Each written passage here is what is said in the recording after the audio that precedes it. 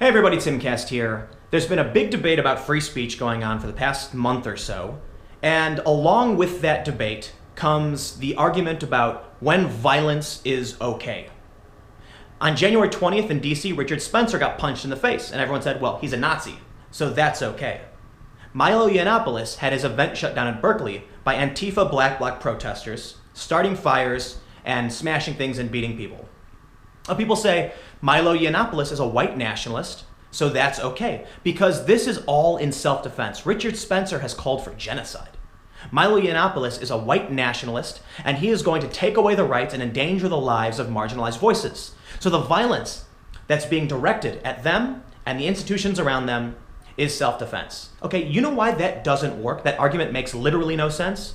Because then, are you saying that I'm justified in attacking you? When the people in Berkeley, when the Antifa protesters, the rioters, started smashing windows and starting fires, they damaged businesses and they attacked innocent bystanders, Trump supporters, and people who were not necessarily involved in what was going on. The students at Berkeley who were forced to endure a lockdown, who are having their lives affected by Antifa, are they allowed to get violent because they're defending themselves against Antifa?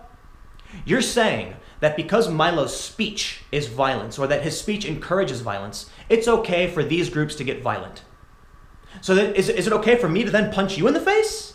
You know where that leads to? It leads to civil conflict. It leads to one group rising up and saying, your speech is violent, you're encouraging violence, so we're going to destroy property and shut you down.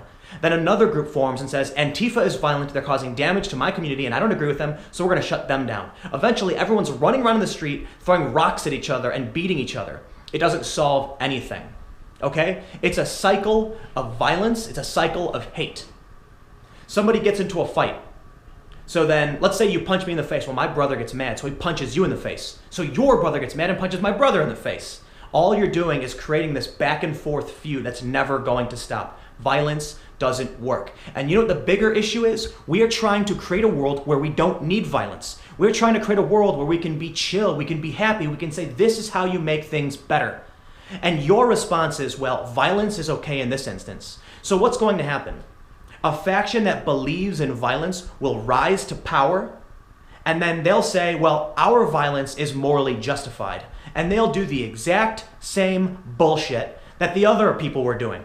There's this really great comic that I saw where it's a gear and there's a statue in 4 directions and the people keep pulling down one statue and it pops another one up. It's representing how when people pull someone from power using force, it just creates the same cycle where the new faction says violence worked for us and we're going to keep using it because we're defending our revolution. Then another faction says, well, I don't like your revolution, so we're going to use violence against you. Antifa in Berkeley wasn't defending anyone but their political ideology. Milo was speaking to people. And all they did was make his voice louder. Richard Spencer, when he got punched in the face, all they did was make his voice louder. After Spencer got hit, he was the #1 worldwide trend. And everyone said, good, we punch Nazis. Here's where it gets a little bit worse for me. Let's step outside the whole argument about when is violence okay, right? Because to a certain degree, you have to defend yourself against crazy people, and crazy people are always going to be around, I suppose. Like I said, I'd like to believe that we can reach a point where that's not true, but I just don't know if that's possible. So you know what's really bothering me when you come to this realization?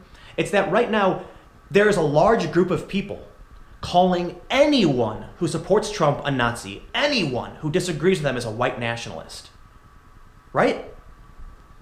All of Trump supporters are Nazis, therefore punching Nazis is okay. You've got people posting on Twitter about stabbing Nazis. The rhetoric is getting ridiculous. Both sides are going nuts.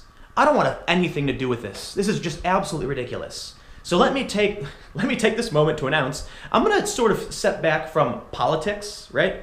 And I'll say this, whatever the argument might be, for or against violence, whether or not Trump is literally Hitler. Steve Bannon called the left the brown shirts. Everyone's calling everyone else Hitler. I just can't stand the insanity, and I don't know what to tell you. What I will say is comment below on this video because let's at least have a conversation about this. And I'll probably do a couple more videos following up on this because holy, things are getting crazy. I'm sitting here just watching people talk online, and I'm just wondering what the hell is going on. People have lost their damn minds. Not everyone is a Nazi. Violence is not okay. Okay, comment below. Let me know what you think. If you like videos like this, subscribe to my YouTube channel. Click the like button, because apparently that's really important. And follow me on Twitter @TimCast. I'm going to calm down, and I'm going to say I'd like to use this chance to let you know I'm going to be doing daily videos, right? So the flow of that is starting to kick up. I've got some cool people who are going to be working with me, and we're going to be focusing on more travel news. I want to stay away from the insane political climate, and I want to focus more on issues and people as individuals, and less on this overarching violence versus free speech and Nazis thing. Okay, so again, thank you so much for watching. This was just me building up frustration and ranting. Follow me on Twitter @TimCast. Stay tuned, because I'm going on some trips soon, and there's a lot of breaking news around the world that I will be getting back into. Thank you so much for watching. I'll see you all next time.